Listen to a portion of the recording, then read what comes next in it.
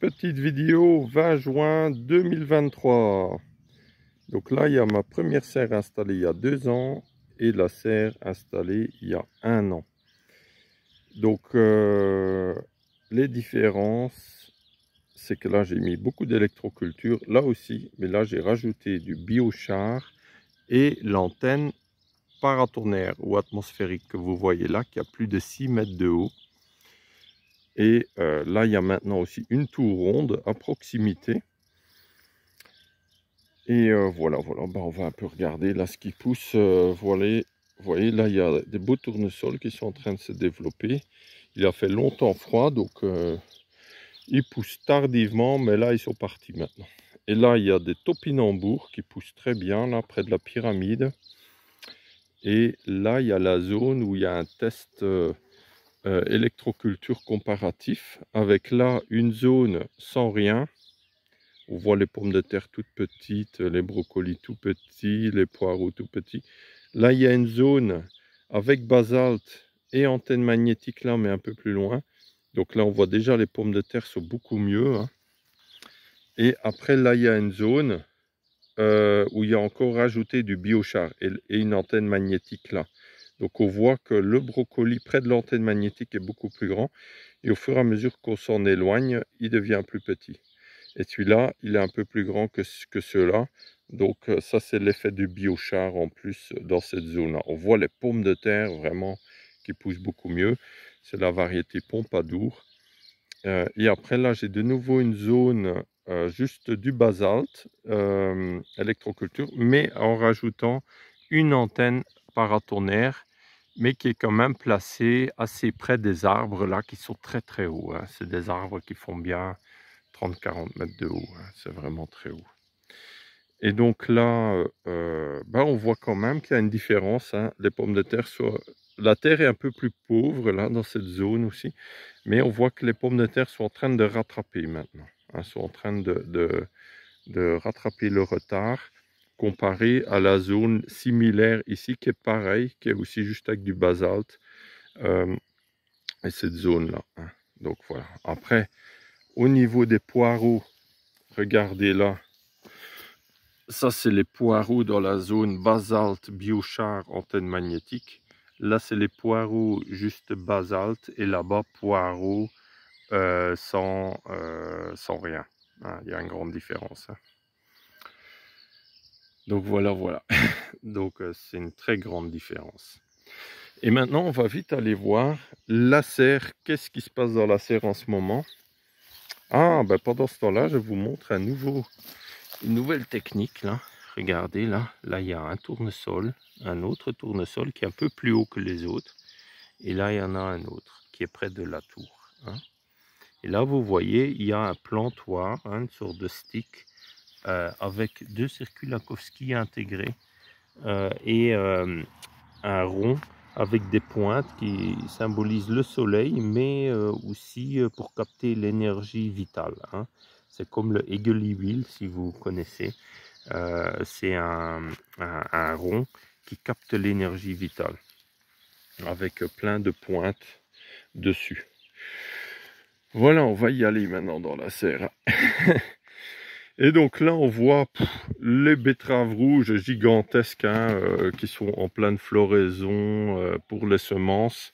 Donc là, ça promet de très belles semences. Hein, ils sont devenus énormes. Et là, il y a les tomates hein, dont j'en ai beaucoup de mon ami Jonathan là, qui sont vraiment en train de décoller. Là. Ils poussent super bien. J'ai un ami qui est venu de la plaine, près de Saint-Dié-les-Vosges, donc à 20 minutes d'ici. Il dit qu'il a planté ses tomates avant moi et ils sont plus petits qu'ici. Donc ça montre qu'il se passe quelque chose ici. Hein, donc je rappelle qu'on est dans les Vosges alsaciennes à 550 mètres d'altitude. Hein, donc il a fait longtemps assez frais. Et regardez, là, il y a tout plein de petites tomates qui sont en train de se former. Là. Vous voyez, là, hop. Tout plein. Il y a plein de différentes variétés. Regardez là aussi. Oh là, c'est vraiment parti là. C'est en train de pousser. C'est pas une année exceptionnelle comme l'année passée, mais qui sait, hein, l'année vient de commencer, la saison, donc on verra. Mais c'est bien parti quand même. Voilà, regardez. Donc là, j'ai fait un rang de haricots, mais qui se retrouve un peu à l'ombre maintenant. Donc, il manque un peu de soleil parce que les tomates prennent le dessus. Là, j'ai des vignes, des boutures de vignes plantées l'année passée qui sont bien en train de pousser là. Qui étaient très à l'ombre l'année passée. Donc, ils ont souffert la première année à l'ombre, mais là, maintenant, ils sont vraiment en train de bien pousser. Donc, ça promet de belles grappes de raisin l'année prochaine, je pense. Voilà, une tour ronde. Hein. Donc, qu'est-ce qu'il y a ici? Ici, entre les deux, donc, en dessous du rang de tomates là et du rang de tomates ici, il y a un fil. Il y a un fil enterré qui est relié par un circuit, par le fil d'or à l'antenne atmosphérique. Donc ça, je le souligne parce que ça fonctionne très très bien ça. Hein. Ça, c'est vraiment le principal de l'énergie vient de là, dans cette serre. Et aussi les cônes, il faut savoir, il y a des cônes qui sont placés tout autour de la serre, tous les 3-4 mètres environ, ici. Hein. Mais on peut espacer maximum de 9 mètres pour avoir vraiment, pour créer un champ d'énergie. Par exemple, là, il y a même un cône qui est placé là, que vous voyez là. Alors, il y en a quelques-uns un peu dispersés, mais surtout tout autour de la serre. Et après, là, j'ai rajouté en plus 2 tours rondes. Il y en a une là, près de cette vigne, qui est d'ailleurs celle qui pousse le mieux, comparée aux autres. Hein. Et il y en a une là aussi, près des poivrons.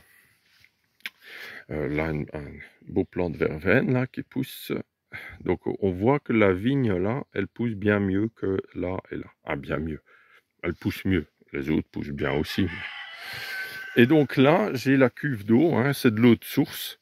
Ah, il y a quelques larves de moustiques là qui, qui se développent. Hein, c'est la vie.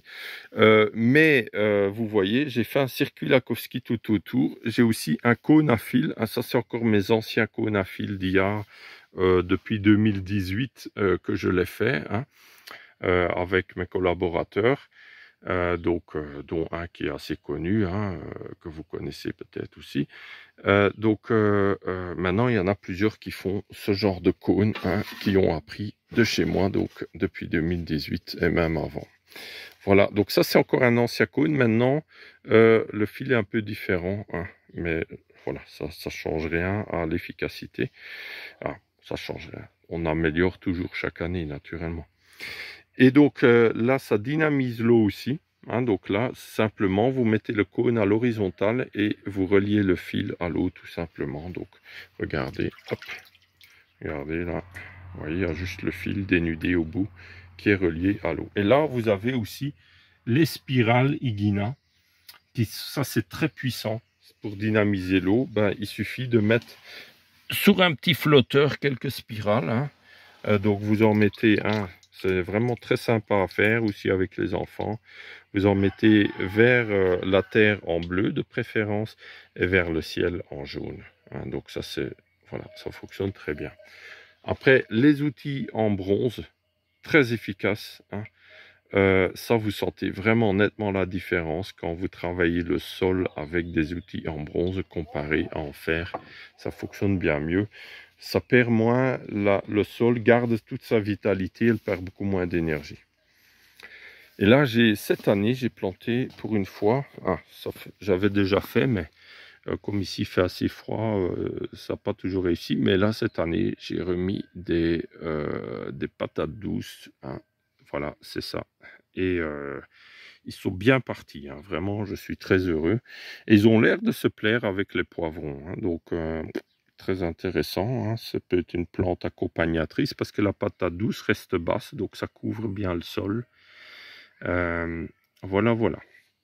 Bah, merci à vous tous. Bonne découverte et au plaisir. Au revoir.